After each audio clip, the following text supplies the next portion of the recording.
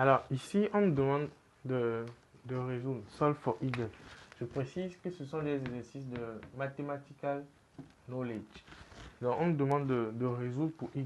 Solve for y. Y square minus 25 equals 0.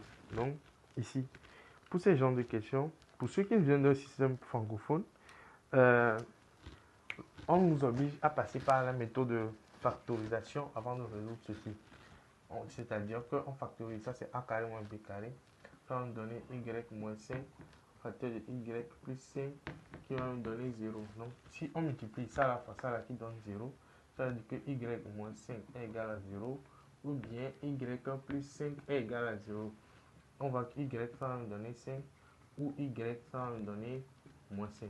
Donc ici, on voit que la réponse est parce qu'il n'y a pas moins 5 ici. Normalement, ces genres de sujets, ça doit donner, ces genres d'équations, ça donne deux résultats. Parce que c'est une équation du second degré. Ça a deux solutions. Au plus deux solutions. Bien. Maintenant, nous sommes dans la ZAP et les questions, ils ont déjà donné les réponses. C'est bon?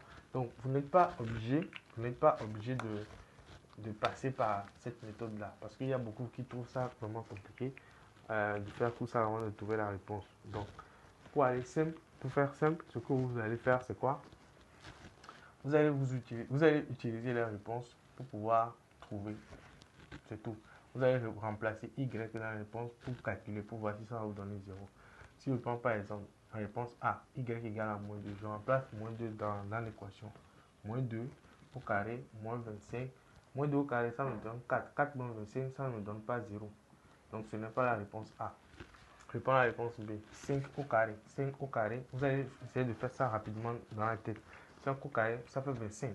25 moins 25, effectivement, ça fait 0. Si vous remplacez dedans, vous voyez que ça donne 0.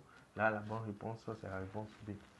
La réponse C ne va pas marcher. 6 au carré, ça fait 36. 36 moins 25, ça va donner un autre résultat qui n'est pas 0. Donc la réponse, c'est la réponse B. Voilà. Donc, essayez de vous abonner sur ma chaîne.